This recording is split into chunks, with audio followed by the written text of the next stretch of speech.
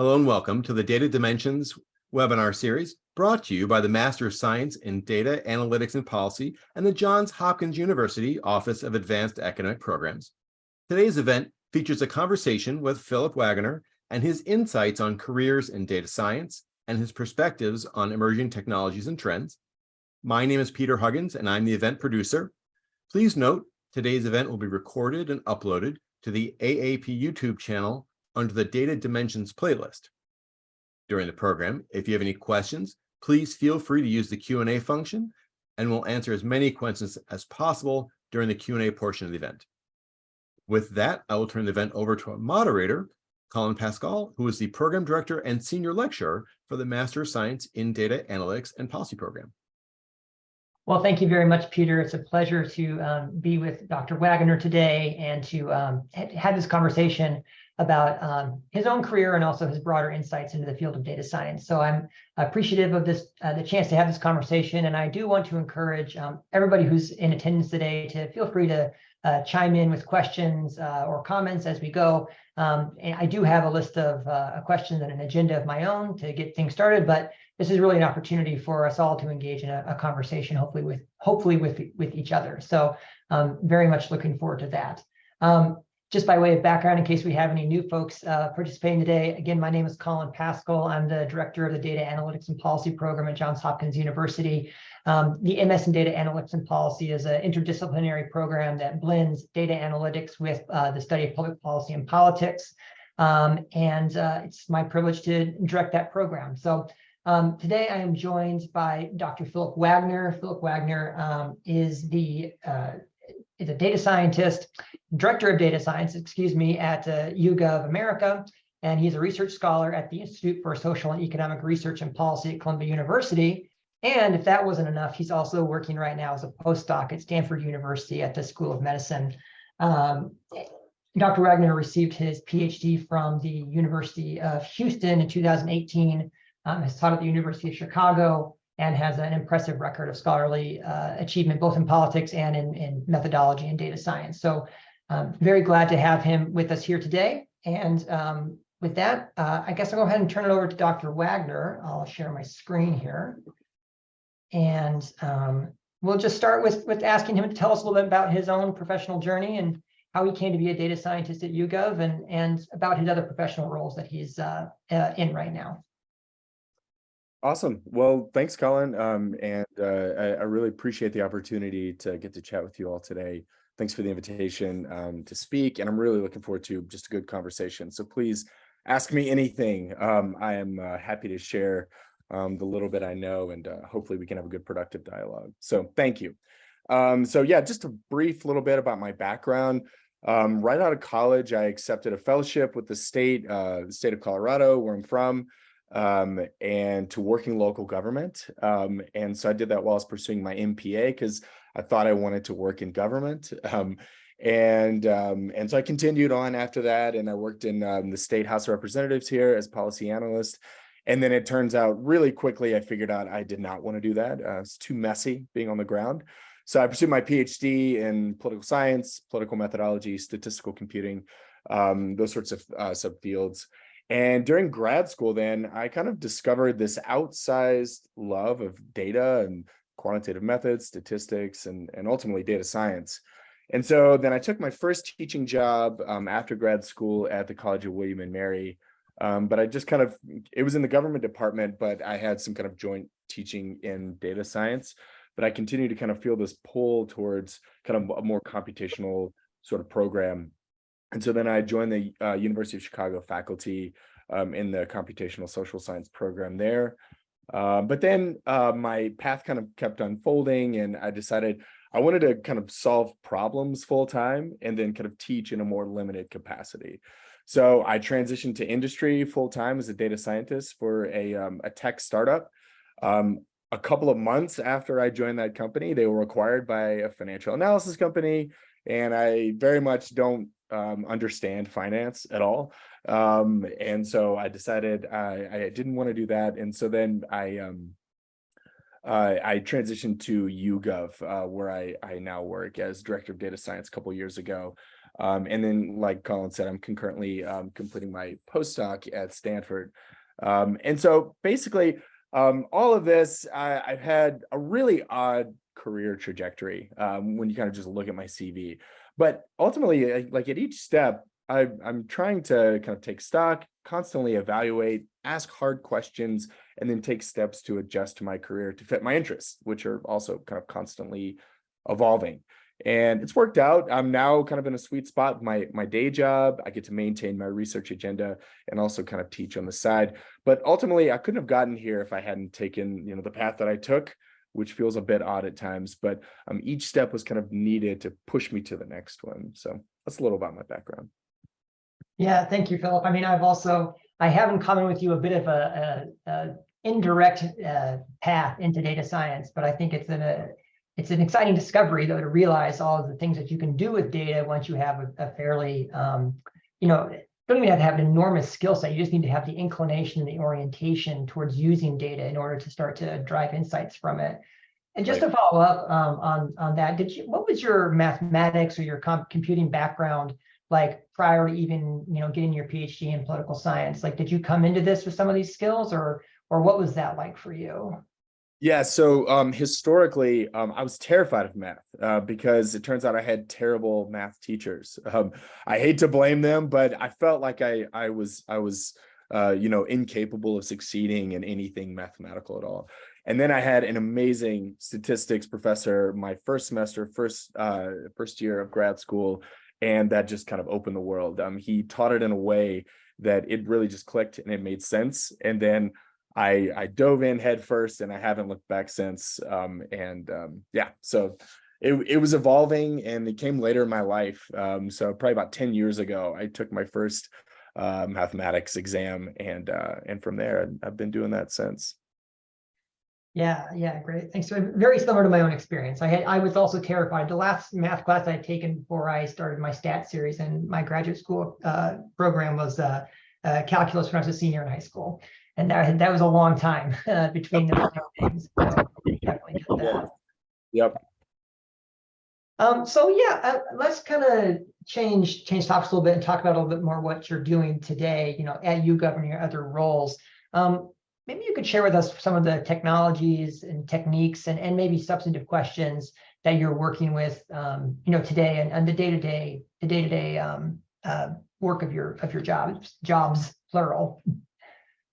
Yeah, sure. So in general, our tech stack is it's pretty common in the data science world. So I use R, Python, SQL every day, all the time. I do some shell scripting as needed, and I'm trying to incorporate Julia just because I love making things difficult for myself. It's definitely not required of our team. But it's just kind of interesting. It's this new upcoming open source language. I'm really pumped on it, and so I'm intrigued by it. It's extremely fast, but it's also very young. So I'm trying to kind of feel it out, see how much I like it, and I'm kind of slowly transitioning a few of our internal data products to Julia.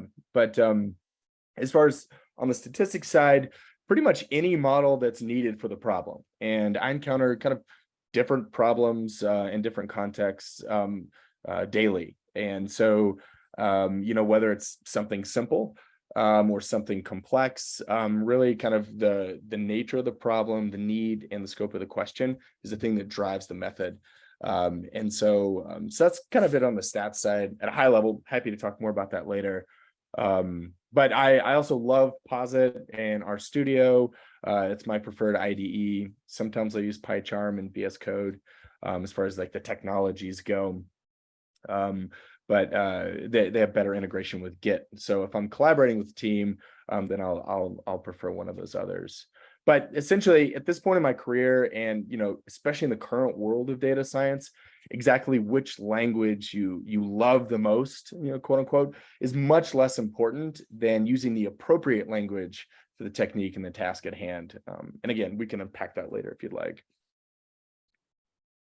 Yeah, I wonder if you could maybe it kind of building on this a little bit and sort of transitioning into our next question. My next question I have here, which is, kind of the biggest challenge. this is the next question. As you think about your work here right now, kind of what is most exciting substantively and methodologically? What are the things you want to work on and learn? And, in addition to the tech stack and the techniques, I'm wondering kind of like, what is an example of a project that you are working on right now, or maybe you've recently completed, in terms of, what was the product that you were producing, who was the audience, and some of those more kind of substantive details, if you can share them. Sure. Yeah. So for my work right now, I'm really fortunate to have a lot of freedom to kind of pick and choose how I want to solve problems. And so in general, I kind of a task is kind of given to me with a loose idea of how it could inform a product. So it might be something like, fixing a problem in our data pipeline that like for some data that's going to go then on to like 20 different products in different markets. Or it could be a thing where it's like a problem, kind of tailored to a specific client for a specific set of data and for a very specific problem. And so like, for example, we have just this massive set of data for many different waves of these surveys across just literally thousands of attitudes in different batteries. And it's across about 75 different markets across the world. So it's just a massive set of data that's been collected over years, but it's missing a ton of data. So there's a computational efficiency problem to fill in those data. There's a statistical problem to do it in a reliable way. And then we have mixed data types across many different types of questions, open-ended, so on and so on. So it's just a bunch of different types of problems on a bunch of different dimensions. And so I would say kind of the most exciting types of projects are the ones that kind of also dovetail with my research agenda. Okay, so like for example, on that one, I got to develop a novel ML-based algorithm to efficiently sort and then batch that set of data, and then generate imputations using a fast version of chained random forests. So kind of building up random forests are simple, chaining them is kind of an innovation on that, but it can only be done in an efficient way if you first batch and sort the data effectively. So I was able to solve the problem, but I also got to publish a paper with some experimental results, and I published a piece of software in R. It's called HD Impute is the algorithm. But really that's just an example of the stuff I get to do every day. So I'm really fortunate. I love it. I love thinking about hard problems and trying to solve stuff in kind of new ways, or sometimes adapting old ways. Yeah, thanks very much. So I mean, it sounds like you're working certainly with YouGov primarily with like survey data, right? I mean, that's kind of what your bread and butter is. And just like a very specific question, but like when we talk about like size of data, are we talking about tens of thousands, millions of survey responses? Like what is the scope of the data that you're working with on a regular basis? Again, it's hard to say. I don't want to punt, but it really varies depending on the question. For that problem specifically, it was let's see, across the different countries, it was probably couple dozen million rows, and then about let's see, about 6,000 to 7,000 columns in the data matrix. So it was pretty large as far as survey data goes. It's not large as far as like computational data goes. That's billions of rows of data, but it was pretty large for our world. Yeah, I mean, that's a lot of survey responses. I mean, I was just interested in kind of the order of magnitude, right? I mean, Yeah. I didn't even know how many zeros to put at the end of it, but that's an interesting. That's a lot of data. I can definitely see how that would be like a computational issue with like imputing a lot of missing data in that. That's interesting. I should read your paper. I think I need to look into this more carefully. Yeah.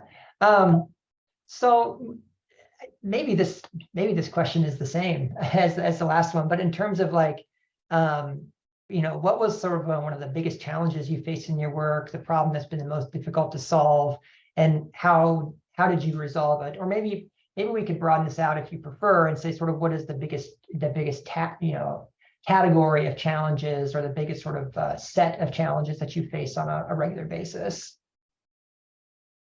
Yeah, so I would say the biggest challenge is actually not methodological or statistical, but It's actually kind of more kind of on the people side of things. So like as a director, that means basically I head up a suite of like diverse internal data projects and like kind of internal products. I rarely am kind of client facing. But what that means functionally is I'll lead teams that are related to those projects. But once the project is finished, the people go back to their home teams. And then I lead a totally different team for a totally different project. So the biggest challenge with that, and that's something I encounter on a daily basis, is speaking essentially different languages to different teams for different projects that are often changing. These projects and these people are quite variable. And this sort of problem just requires a high degree of adaptability.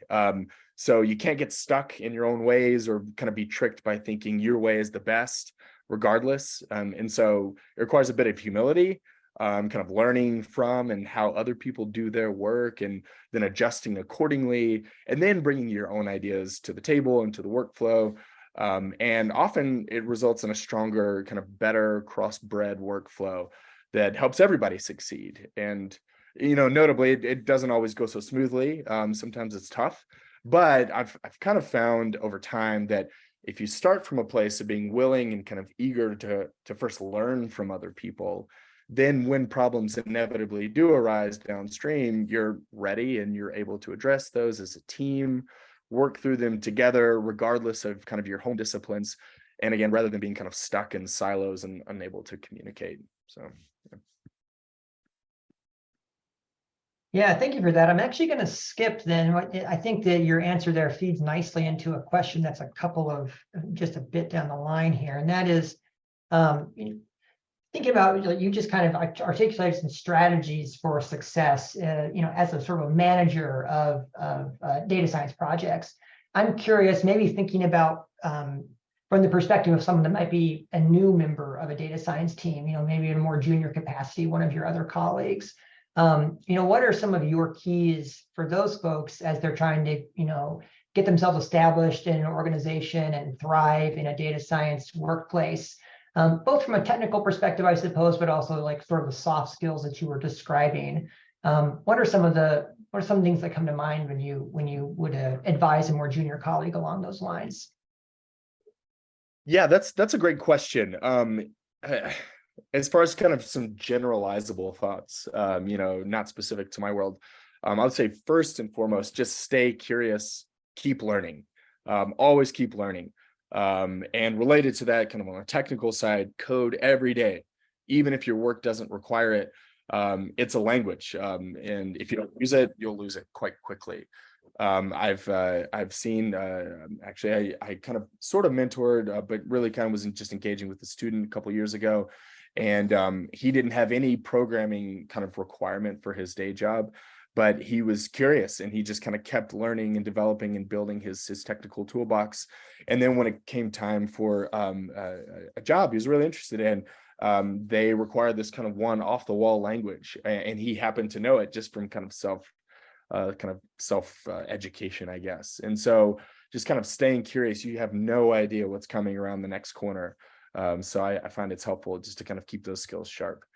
Another thing I would say is read academic papers too. These often feel kind of inaccessible or maybe unuseful for work, especially in industry. But this is actually usually where the latest methods and the latest techniques are actually emerging from. So having an idea of what's coming before it actually kind of hits the market, so to speak, is extremely useful for staying relevant. Another thing I would say, it's kind of related to the first one, is talk to people, learn from them, ask them questions, be interested and curious in what other people are doing. Don't be so quick just to share what you're doing, but ask what other people are doing. And that's helpful to network. It's helpful to learn stuff you may have not learned before, or see a different or see something that you knew from a different perspective, that sort of thing. And then I see just kind of a last thought I see on the slide there, something that's underappreciated. It's closely related to several points I've made to this point, so you can probably guess. But by far, I'd say the most underappreciated attribute in kind of my world and in my opinion is humility. So many people think that they've got it all figured out, and they simply just, haven't. got it all figured out, and they tend to be kind of difficult people to work with. So if you can start from a place of humility or realizing that you actually don't have it figured out, it'll kind of keep you in this constant posture of learning. So that's what you have to cultivate. And then also to keep joy in your work. Burnout and overworking in data science is just a huge problem. I see blog posts on it every day. Data scientists are just getting overworked and burned out. And so it often just kind of flows from not having this posture, this attribute of wanting to learn. So try to keep it fun, keep learning, try to keep pushing yourself to grow. Yeah, I think those are all, I mean, I certainly agree with all the points you made, and I would just share a personal anecdote, if you will, but I guess I used one of your strategies unknowingly. Just did a couple of weeks ago. I was at a conference, and personally, I always find sort of the morning chat around the conference when everyone's milling about, getting their coffee and their Danish and whatever, very awkward. But a really good way of powering through that is just go up to anyone and say, "Hey, what are you excited about? What are you working on?"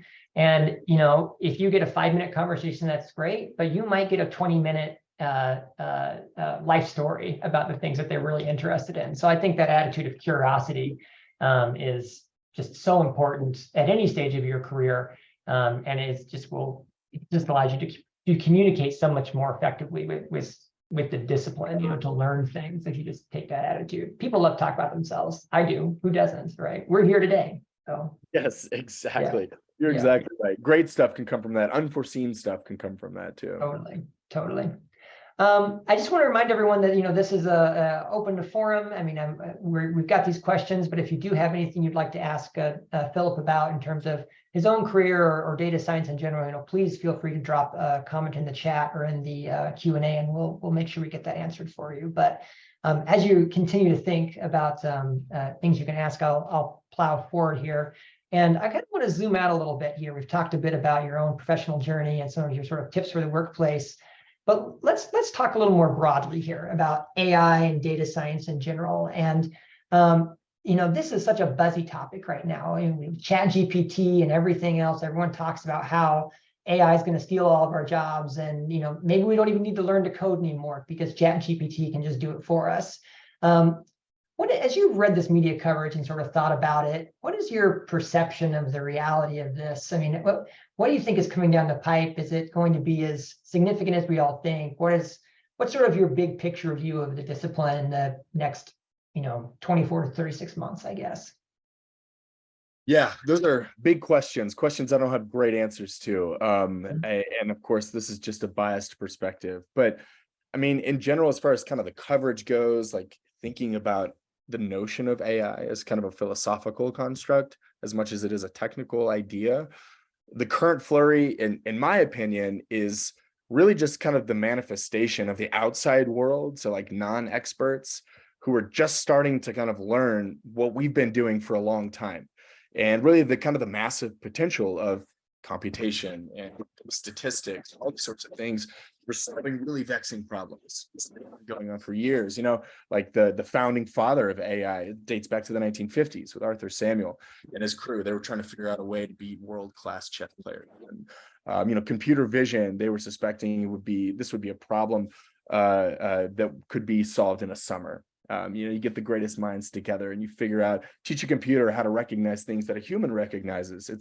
It turns out, we barely scratched the surface, and this is 50, 60 years later.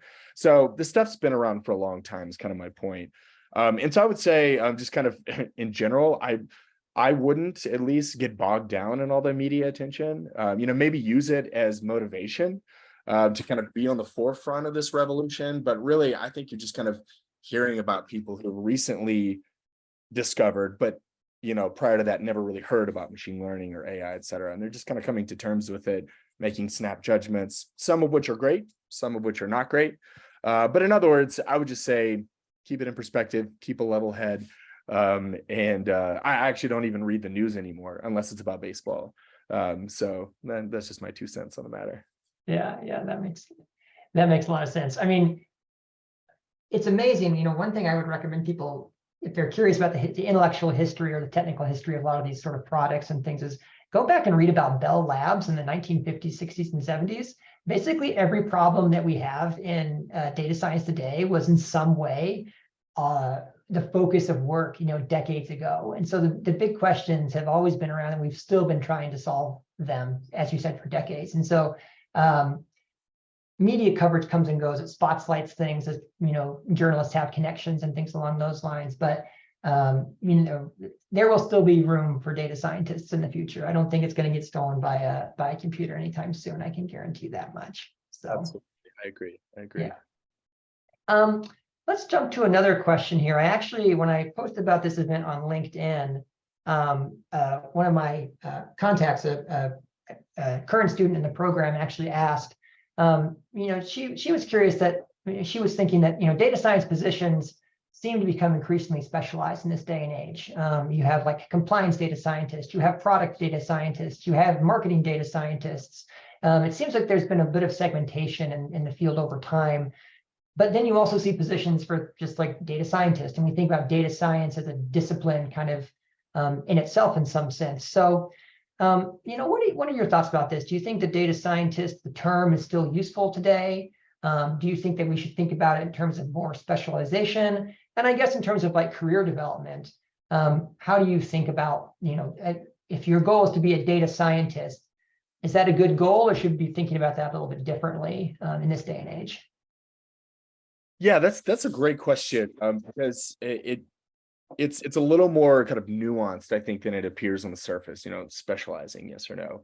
I would say that just kind of an answer to that specialist question, I would say yes, things are becoming more specialized, and at the same time, not really.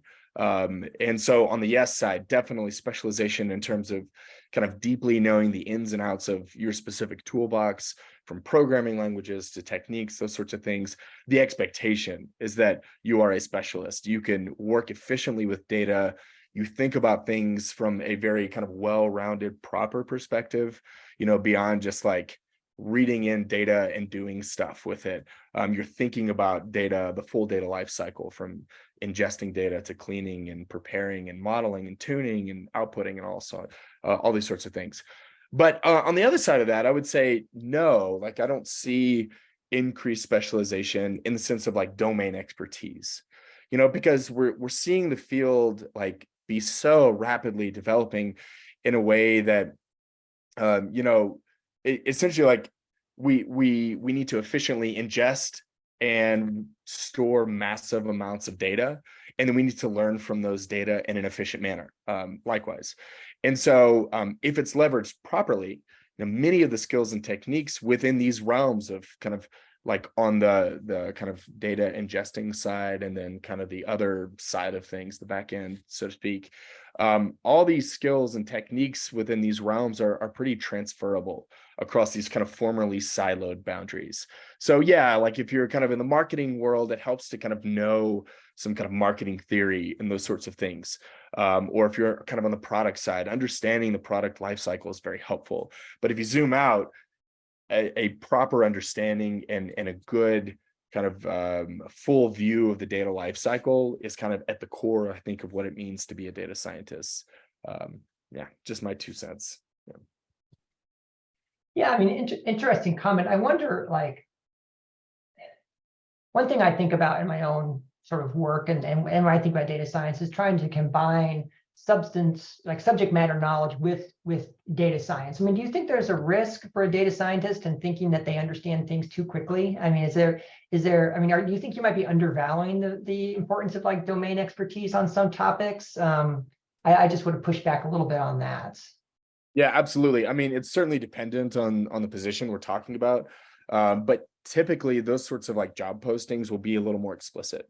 So they'll say things like, we don't just need like a good technical understanding, like you have to know about the product lifecycle, for example, or whatever. So I think if the desire from the company's perspective is that strong, it should be pretty explicit and clear.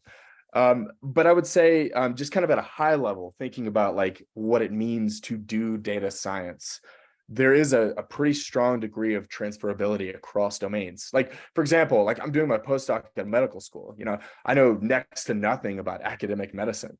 But my technical expertise is what allows me to be successful on my team. So like I think about data and data compression when perhaps my team members are thinking about patients, just kind of at a patient level. I've never seen a patient before as a doctor, obviously. But so I think it very much is dependent on the context. And there's definitely room for both. Yeah. Yeah, I mean, the old joke is you're a doctor, but not that kind of doctor, right? Isn't that the or when my kids ask me like, hey, Dad, I want to be a doctor when I get older, I always ask them, do you want to be a real doctor or do you want to be an MD? Yeah.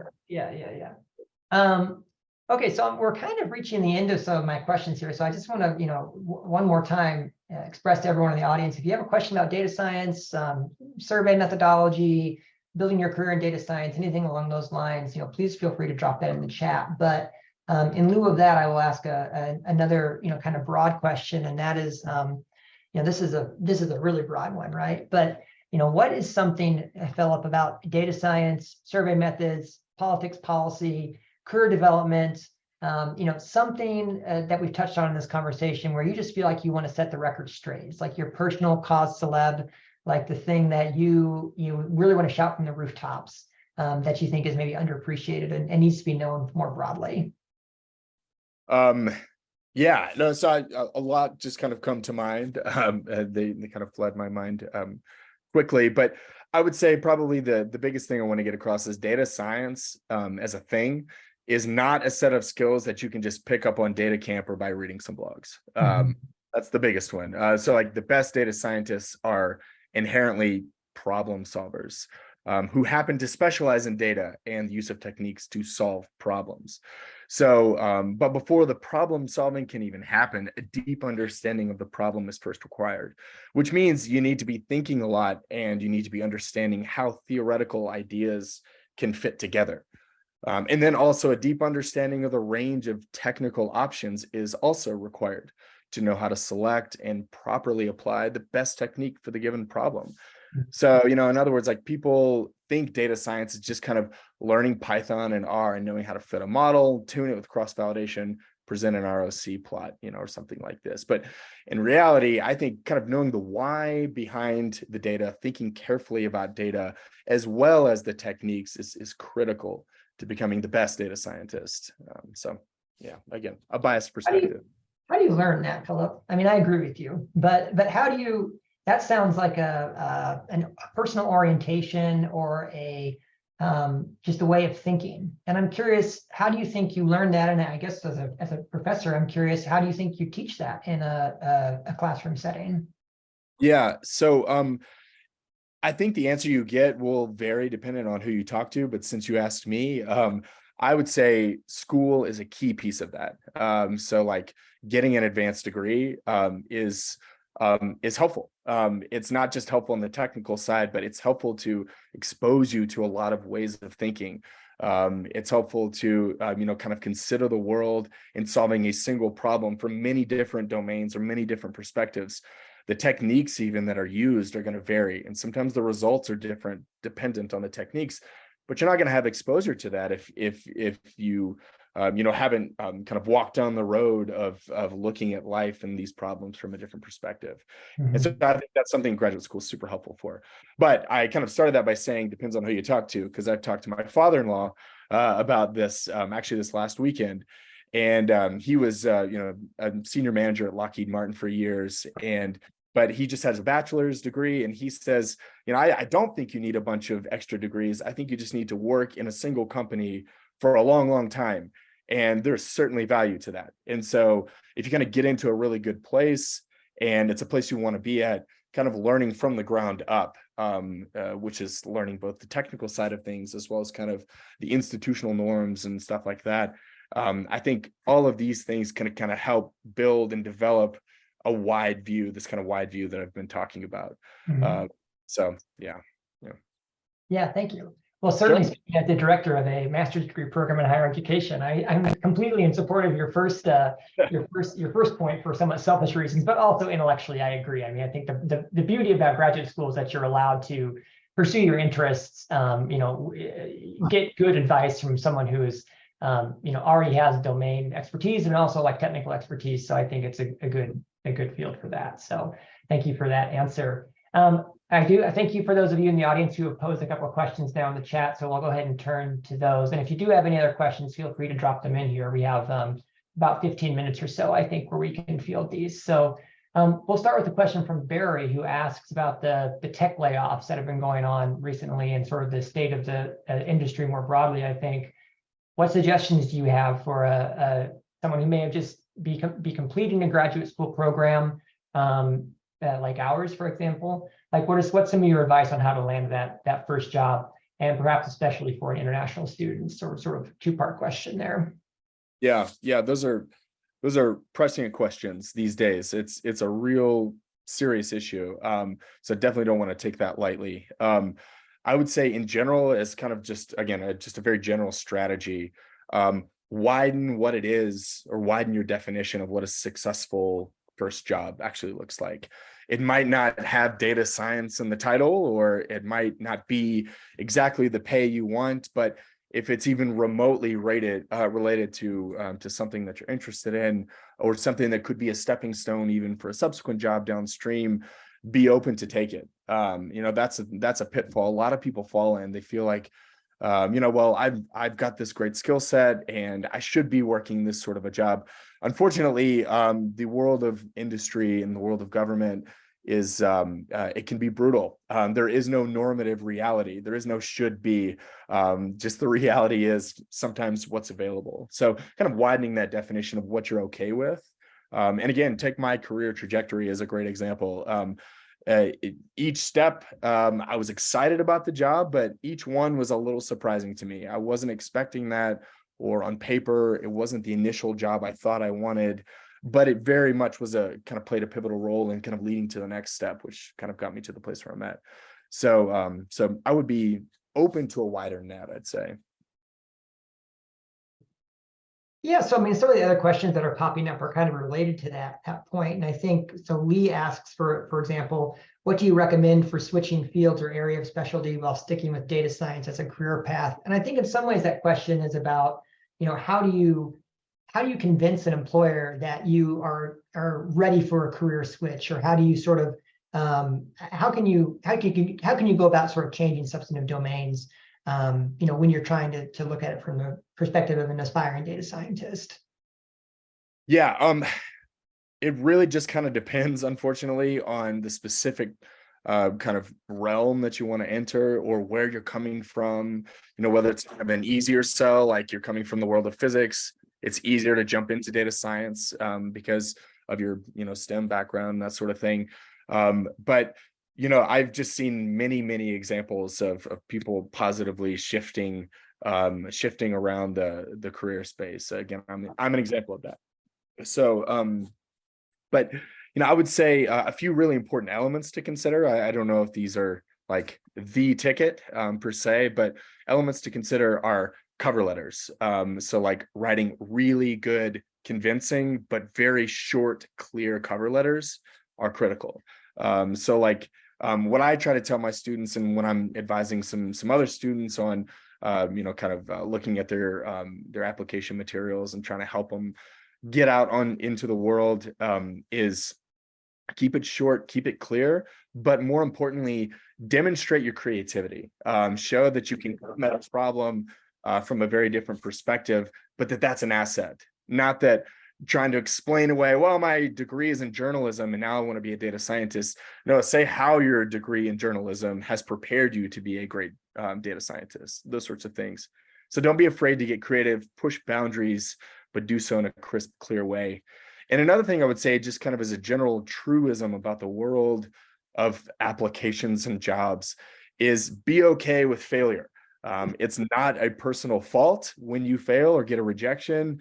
It just happens. I can't tell you how many times I've been rejected or failed or gotten a no on a paper or a no from a job. It's just the reality. And so you got to be okay with that. And also the worst response, which is silence.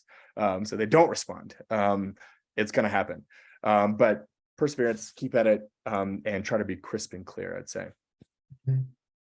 Yeah, I mean, I could probably tell you approximately how many times I've been told no, but I'm not going to for the sake of my reputation on this call today. Yeah. So Sandra asked a question related specifically to sort of medical research and the sort of the data science field. And this is something I actually have been curious about because I monitor data science postings and things along those lines, just as a function of trying to advise students. And there are a ton of data scientists, sort of performance evaluation jobs in the medical sector. And so I'm curious if you have anything sort of specific about how to get the foot in the door on that without having to go get your NPH. I mean, you are a postdoc at Stanford University Medical School right now. So I'm curious what perspectives you might have on that, if any. Yeah, so one thing I'm kind of quickly learning is the world of medicine, the world of just kind of biomedical data science is extremely complex. Though it may say medical kind of generically defined in a job posting, that could mean 1,000 different things. I know that's unsatisfying, but just to kind of elaborate a little bit, oftentimes if you can kind of read between the lines, the medical community is adapting the term data science a lot of times as kind of a cover for a biostatistician. Mm-hmm. So you see those types of kind of descriptors like in the job posting, I would say, unless you've got a background in biostats, I wouldn't even consider it. Mm-hmm. However, if you can see kind of the more data science-y type reading between the lines, things that they're looking for, like you can handle relational data, you can understand an ETL pipeline, you can fit and tune a wide range of statistical models, those sorts of things. These would be kind of signals that I would suggest that it could be an easier sell to kind of get into that world. So I would say read the job posting extremely carefully. And also, this is a strategy that's worked for me, though it has also not worked for me in many scenarios, but cold calling. I hate to say, but one of my closest academic relationships right now, and he's been a mentor for about 15 years, is a result of a cold call. So for example, I when I was thinking about grad school, but before I'd even applied, I sent out a bunch of emails to people I respected or I liked their research or their work. And I was like, hey, I love your work. First, can I schedule a call just to talk to you about it? I would love to find out more. And second, if you have any grunt work, I'll do it for free. That sort of thing. So it's not that glamorous, but sometimes the right person at the right time, if you can break through, that can open a lot of different doors. Anyway, it's a little ambiguous, and I'm also frustrated with my own responses, but a lot of it is reading between the lines and kind of massaging these things and try to find the right fit. I think the general takeaway in some sense is just perseverance, right? I mean, along with getting told no, you have to knock on lots of doors, and you have to. It's not easy. Just because you have your degree in data science doesn't mean the door is unlocked to everything you want. Like there's still work to be done in your job search, and that's not easy to hear. But I mean, we both have our PhDs in political science, and I don't think we've had like the world's easiest job search necessarily. Absolutely. You know what I mean? So this is a normal thing, and we should again, normalizing frustration is part of the job here. So yep. One last question, I think, unless anyone else wants to drop something into the chat or the Q&A, and that's a question which is a little more specific about moving from a sort of academia to industry. For those on the call that might have primarily academic backgrounds, how can you sell what you've done as a student, or perhaps as a faculty member, like into a career in industry? What are your thoughts about that? Oh yeah, honestly, I think that's one of the easier sells because academia is all about knowledge creation, original thought, adding your voice to a broader conversation that's been going on in some cases for hundreds of years through research, obviously, but also even just through kind of general paper writing, those sorts of things. Companies in general love to see that, because it demonstrates kind of two main things, though a lot of other stuff as well. But the first thing is that you're creative and you can think about a problem creatively, but also precisely, such that you can actually translate those kind of nascent ideas into an executable research project.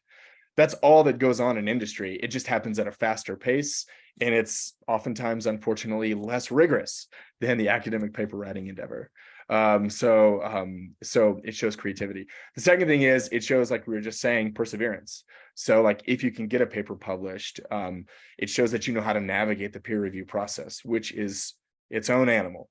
So I would say, if you're coming from academia, especially if you've got a PhD already, but you want to transition to industry, a lot of times that's a simpler sell, and kind of play up those aspects that they're looking for in the job posting that you've also got experience in, though it might not be as obvious on the surface.